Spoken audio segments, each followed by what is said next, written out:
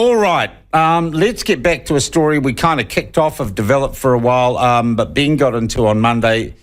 Who was running our, it would seem, very gender reassignment-friendly education policy at the moment, and what groups are making the weird and I would say generally unpopular decisions about exposing young children in state education to some very questionable and dodgy ideas about gender and sexuality. And I'm just going to call it like I see it, and I think most New Zealanders see it that way. What we found was a group called Inside Out, though a registered charity largely funded by the government, following the ideas of a guy called John Money, the man who locked up Janet Frame in an institution and liked to take pictures of brothers having sex.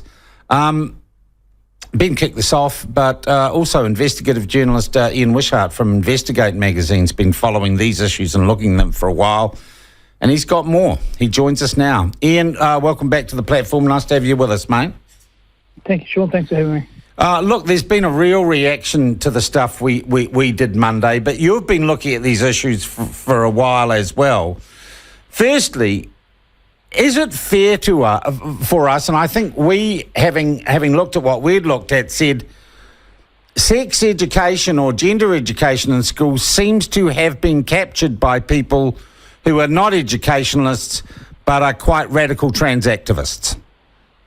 Yeah, well, two sides to that coin. The group you're talking about, Inside Out, is certainly fits that bill, and they are, and Ben did a great job on Monday talking about them as the sort of the group that interfaces with schools. But the ideology and the drive behind it is coming from academics inside the education system, queer theory academics, gender studies academics, and so forth, who believe that they need to disrupt children's heteronormative behaviour with on sexuality and gender. So there is a drive academically to very much push this in the schools, and they're just using the trans activists to do it. Is New Zealand and are New Zealand academics at the centre of this, or are we somehow more involved than other countries?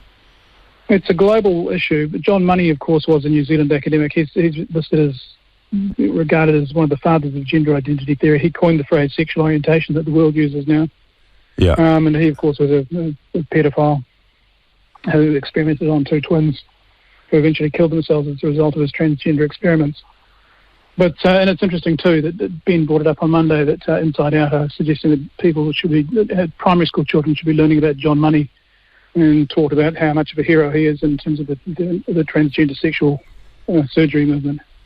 So there are issues with that, but the capture in schools has been incredible, and I've been going through the relationships and sexual education curriculum that the schools have sent out to boards of trustees and principals, and it makes shocking reading. Okay, well, give us some of the shocking reading, Ian. Well, I'll take you through it. There's two sections to it. One is for primary schools, one is for secondary schools. I'm just dealing with the primary school one for here. But they make the point that the school culture is very powerful, and schools can decide what is acceptable or not in terms of community values on gender and sexuality.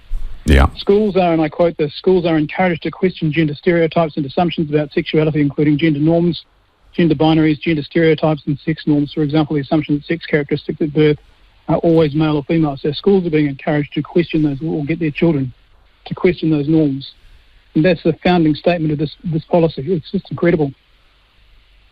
So to question the biological truth that that human beings are either male or female, and there is only a tiny infinitesimal number of people who don't fit that binary narrative, right?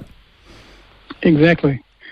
And so then you go through the policy document, and one of the things that's interesting about it in Section 3, we're all familiar as parents with the ability to pull our children out of sex education classes at the age of 11 or 12 when they're taught about contraception.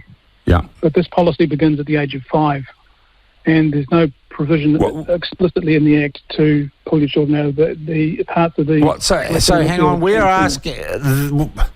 Is this policy actually implemented now, or is this a suggestion? It's been implemented since 2020. It's been implemented since 2020, and this is education policy that from the age of 5, we encourage kids to think about sex or sexual identity outside the binary norm. Exactly. Wow.